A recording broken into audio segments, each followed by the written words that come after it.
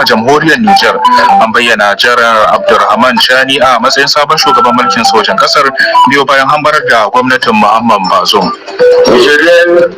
Nigériens, chers compatriotes, le mercredi 26 juillet 2023, les forces de défense et de sécurité regroupées au sein du Conseil national pour la sauvegarde de la patrie. Majalisar ceton kasar ta wato CNSP ta sojojin da suka kifar da gwamnatin shugaba Muhammad Bazoum ta bayyana Janar Abdurrahman Chani a matsayin jagoranta. Tuni kuma sabon shugaban sojojin da suka kwace mulki a kasar ya gabatar da jawabinsa na farko inda ya bayyana dalilan su na kifar da gwamnati a kasar. A jawabin nasa na farko, Janar Abdurrahman Chani, sabon shugaban majalisar ceton kasa ta sojojin kasar ta Nijar ta CNSP, ya bayyana dalilan su na kifar da gwamnatin ta shugaba Muhammad Bazoum. Batun taɓarɓarewar tsaro a ƙasar wadda ya ce gwamnati ta kasa shawo kanta na daga cikin manyan dalilan su na ɗaukar wannan mataki, a cewar Janar Chani, wanda kuma ya zargi tsohon shugaban ƙasa da aikata laifuka masu yawa da suka taimaka wajen taɓarɓarewar tsaro a ƙasar ta Nijar. Ya ce ya ku ɗan ƙasa, yaya za ku iya fassara mini ma'anar matakan tsaro da wata gwamnati za ta ɗauka, inda za ta rika sakin waɗansu manyan kwamandojin kungiyoyin 'yan ta'adda ba ta hanyar shari'a ba kuma tare da sun bada wani tabbaci ba a halin da kasar mu take ciki. Wata fassara za ku iya yi wa matakin ɗaukar ɗaruruwan jami'an tsaro ba ta hanyar da dokar aikin soja ta tanada ba, a kuma mika shugabancin su ga wasu 'yan siyasa.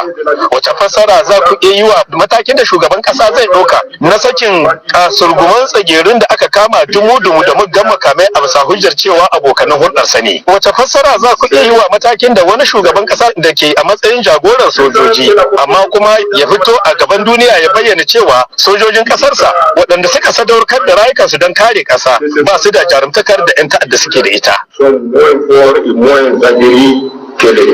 Sabon shugaban majalisar ceton kasar ta Nijar ya kuma zargi tsohon shugaban kasa Muhammad Bazoum da kin haɗa kai da kasashe makota waɗanda muke da matsala iri ɗaya da su. Ya ku ɗan ƙasa, ku taya ne fahimtar ma'anar matakin yaƙi da ta'addanci wanda wani shugaba zai ɗauka a ƙasarsa da kuma zai tanadi haramta duk wani mataki na yin aiki tare da ƙasashe makwabta kamar Somali da Burkina Faso. Alhali mun haɗa iyakoki ɗaya da waɗannan ƙasashe a yankin Liptako da ke zama matattarar ƙungiyoyin 'yan ta'adda da muke yaƙa. Ga bisa dukkan alamu dai za mu iya cewa shugabannin da muka kifar sun dukufa ne kawai ga neman girka wata rundunar sa kai ta ƙashin kansu domin cimma wani buri nasu, abinda babu duk wani ɗan ƙasa ɗai mai kishin ƙasarsa da zai lamunta da shi.